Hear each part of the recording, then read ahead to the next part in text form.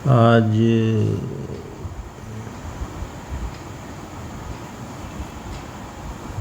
हम लोग वेरिएशन से ही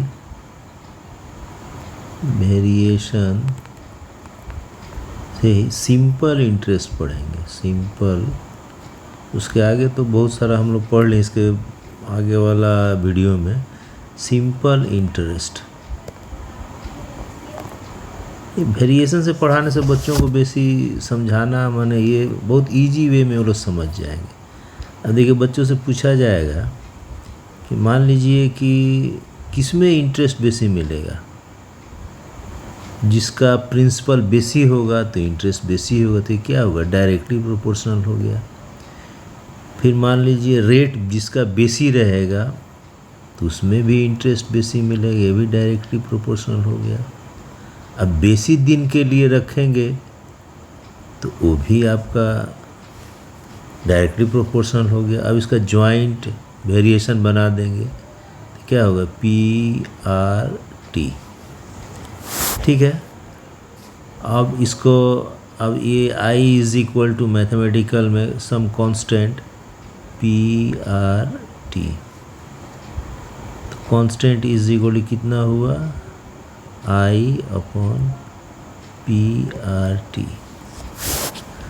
अब I इंटरेस्ट हुआ, R रेट है, तो अब इससे दो ठो बना लीजिए, I1 upon P1 R1 T1 is equal to I2 P2 R2 T2। जैसे एक जो है आपका जो रेट दिया रहता है, रेट मान लीजिए 7% रेट है, तो इसी में आपका एक सेट ऑफ वैल्यू मिल जाएगा, आपका ये सेट ऑफ वैल्यू। उसके बाद इसका ये बन जाएगा। अब सेट ऑफ वैल्यू रेट में देखिए, रेट में क्या हो, प्रिंसिपल 100 होता है, टाइम 1 ईयर, उसके बाद इंटरेस्ट कितना होता है, वही जो होगा धर लीजिए 7%, तो 7 रुपया हो गया। तो यहाँ से I1 का आपका ये बन जाता है, P मालूम है, T मालूम है, I मालूम है, तो R से ये हो जाता है। तो I कितना हुआ 7, P कितना हुआ 100, R ये जो है ये 7 रुपया, R रेट R 7 है, T 1 year is equal to, इधर I ही लिखिए, IPRT, ये 7 कट गया। फिर यहाँ पर I इज इक्वल क्या हो गया, PRT/100। तो ये सिंपल ये निकल जाता है। तो ये वेरिएशन से बहुत सिंपली आपका ये निकल जाता है। फिर ये हो गया। अब इसके बाद फिजिक्स का कुछ देखिए, मैथमेटिक्स का हो गया। फिजिक्स में जैसे कि ये हीट चैप्टर का, जैसे हीट चैप्टर का एक तो देखिए, जैसे कि कोई एक बड़ा चीज़ है, इतना बड़ा चीज़ है, एक कोई छोटा चीज़ है, और एक ही टेम्परेचर तक गर्म करना है, तो हीट किस में लगेगा ज़्यादा। ऑब्वियसली बच्चा लोग बोलेगा हीट जो है, जो बड़ा है उसमें सेम टेम्परेचर पर करना है गर्म, तो डायरेक्टली प्रोपोर्शनल टू मास। इसका मास, जिसका मास बड़ा होगा उसका ये होगा। अब मान लीजिए दोनों का मास एक ही है, इतना है, ये भी इतना ही है, तो किस में हीट बेसी लगेगा, तो जिसमें दोनों बराबर है, तो जिसको बेसी टेम्परेचर पर गर्म करेंगे उसका बेसी हीट लगेगा। टेम्परेचर मान लीजिए T भी डायरेक्टली प्रोपोर्शनल हो गया, बेसी हीट लगेगा। अब इसका जॉइंट क्या हो गया, H proportional to M and T। अब H is equal to some constant को धर लीजिए, इसमें H धर लीजिए, M और T। अब देखिए हीट जो है, इस H को बोलते हैं स्पेसिफिक हीट, तो इस यहाँ से स्पेसिफिक हीट हो गया। अब यहाँ से आप इसको स्पेसिफिक हीट का, यहाँ से मैथमेटिकल फॉर्म से आप डेफिनीशन भी बना सकते हैं। जैसे एस जो है, S is equal to H upon mt। तो S क्या हुआ? S is the heat required to raise the temperature of unit mass for unit degree।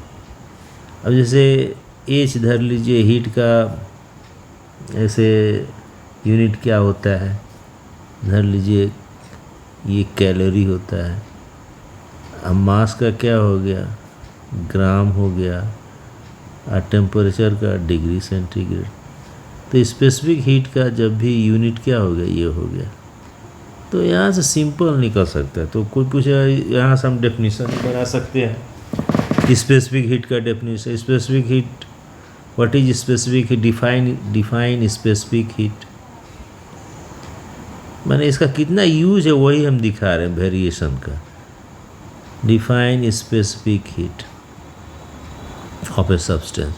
क्या specific heat of a substance is the heat required, H heat required per unit mass per unit rise in temperature. Specific यहाँ से निकल जा रहा है। फिर उसी तरह से जैसे कि एक तो डायरेक्ट न्यूटन्स का सेकेंड लॉ ही है जो वेरिएशन में दिया है।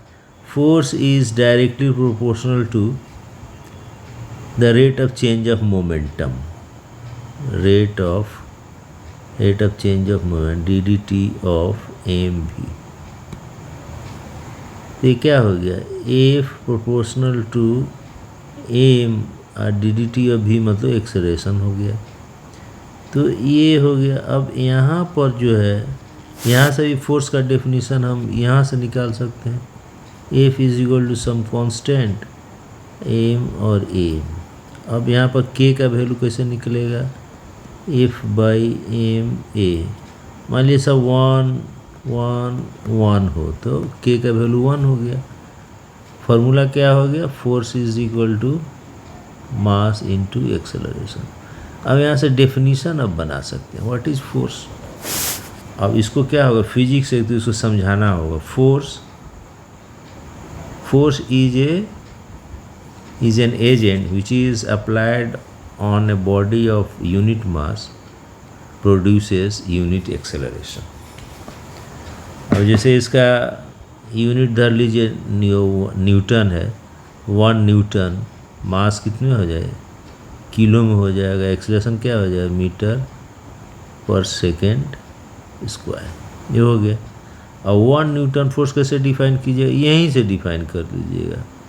1 Newton force is a force when applied on a body of mass 1 kg produces an acceleration of 1 meter per second square। यहाँ से आप डेफिनेशन आसानी से लिख सकते हैं, याद करने की कोई दरकार ही नहीं। यहाँ से देखकर बच्चों को इसी तरह से सिखाना होगा, तो क्या वो लोग जल्दी सीख जाएंगे। तो ये देखिए, मैंने वेरिएशन का यूज सब बता रहे हैं, मैंने किस तरह से फिजिक्स में या मैथमेटिक्स में उसका कितना। ये फिजिक्स का देख लीजिए, जैसे कि यहाँ से स्पेसिफिक हीट का निकाला जा रहा है, उसी तरह बहुत सारा इसका यूज़ है। तो ये हो गया। अब हम लोग मैथमेटिक्स में 8 मिनट हो गया, उसके बाद नेक्स्ट हम बताएंगे दूसरा वाला में। इसके बाद हम लोग मैथमेटिक्स का geometry, mensuration, trigonometry, integral calculus, differential calculus, इसके बाद वाला चैप्टर में पढ़ेंगे। ठीक है।